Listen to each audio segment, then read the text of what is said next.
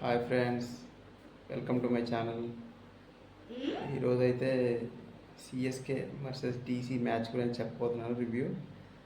ఈరోజు సిఎస్కే ఫ్యాన్స్కి అయితే పండగ చేసుకోవచ్చు, ఎందుకంటే వరుసగా 3 మ్యాచ్లు ఓడిపోయిన తర్వాత 4వ మ్యాచ్, అందులో సంజు శాంసన్ 100. ఓవరాల్గా బౌలింగ్ పర్ఫార్మెన్స్ కానీ బ్యాటింగ్ కానీ బాగా చేశారు మొత్తం. ఇప్పుడైతే మనం ఫస్ట్ బ్యాటింగ్ గురించి మాట్లాడుకుందాం. బ్యాటింగ్ ఫస్ట్ మన సిఎస్కే అయితే టాస్ ఓడిపోయారు, డీసీ గెలిచారు. వాళ్ళైతే ముందు మేము ఫీల్డింగ్ చేస్తాం అన్నారు. సో టాస్ అయితే ఓడిపోయారు, కానీ మ్యాచ్ అయితే మొత్తానికి సిఎస్కేలో గెలిచారు. సో ఎలా స్టార్ట్ చేస్తారు ఏంటి అనుకున్నాం. ఓపెనర్ అయితే రుతురాజ్ గైక్వాడ్, సంజు శాంసన్ అయితే బ్యాటింగ్కి వచ్చారు. సో రుతురాజ్ గైక్వాడ్ అయితే ఇంకా టచ్లోకి వచ్చినట్టయితే కనపడలేదు, ఇబ్బంది పడ్డాడు బ్యాటింగ్ చేసేటప్పుడు. కానీ సంజు శాంసన్ మాత్రం మనం T20 వరల్డ్ కప్లో ఎలాంటి సంజు శాంసన్ అయితే చూసామో అలాంటి సంజు శాంసన్ అయితే మనం ఈ మ్యాచ్లో చూసాం. What batting. అప్పుడు మనం T20 వరల్డ్ కప్లో సెంచరీ ఏదైతే మిస్ అయ్యామనుకున్నామో అదైతే ఇక్కడ ఆడి చూపించాడు. తను చివరి వరకు ఉండి ఒంటరిగా పోరాడి ఒక 200 మంచి స్కోర్ని అయితే పుటప్ చేశాడు. సో మొత్తానికి పవర్ ప్లేలో అయితే ఒక 60 రన్స్ అయితే సంపాదించారు.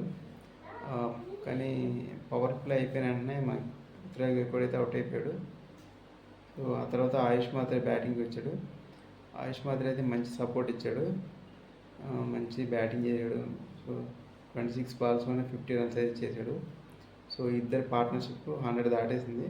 వీళ్ళిద్దరు పార్ట్నర్షిప్ వల్లే ఇంత మంచి స్కోర్ అయితే వచ్చింది. కానీ ఆయుష్ మాత్రమే మధ్యలో రిటైర్ హెడ్ కింద వచ్చేయమని చెప్పారు. సో నాకు అదైతే అంత నచ్చలేదు. ఫైనల్గా లాస్ట్లో శివం దూబే అయితే వచ్చి తన మెరుపు బ్యాటింగ్తో స్కోర్ బోర్డ్ని ముందుకు తీసుకెళ్ళాడు. కానీ డెత్ ఓవర్స్లో కూడా డీసీ బౌలింగ్ అయితే చాలా బాగా వేశారు. 5 ఓవర్స్లో 50 రన్స్ మాత్రమే ఇచ్చారు.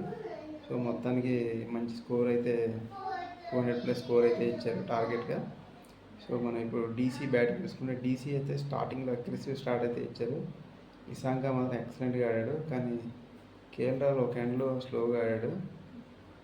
మంచి స్కోర్ అయితే వచ్చింది స్టార్టింగ్లో, కానీ మన వాళ్ళు అంతగా ఇంకా స్కోర్ని నిలబెట్టలేకపోయారు. సో మొత్తానికి అయితే పవర్ ప్లేలో మంచి స్కోర్ అయితే సంపాదించారు.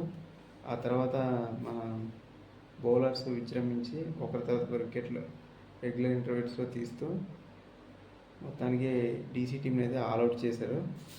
సో చెప్పుకోదగ్గ ఇన్నింగ్స్ అంటే డీసీ టీంలో అయితే స్టబ్స్ ఒకడే, అతను ఒంటరి పోరాటం చేశాడు, కానీ లాభం లేకపోయింది. ఇంపాక్ట్ ప్లేయర్గా వచ్చిన ప్లేయర్ కూడా పెద్దగా ఇంపాక్ట్ చేయలేకపోయాడు. సో మొత్తానికి అయితే 40 రన్స్ పైన తేడాతో సిఎస్కే అయితే ఒక మ్యాచ్ని అయితే గెలిచింది. సో ఈ మ్యాచ్ గెలవడం వాళ్ళ మీద అయితే చాలా వరకు ప్రెజర్ అయితే తగ్గిపోతుంది. సో ఈరోజైతే ఎంఐ వర్సెస్ ఆర్సీబీ మ్యాచ్ అయితే ఉంది. సో నేనైతే రెడీగా ఉన్నాను చూడడానికి. సో నా వీడియోని అయితే లైక్ చేయండి, షేర్ చేయండి, సబ్స్క్రైబ్ చేయండి. Bye friends.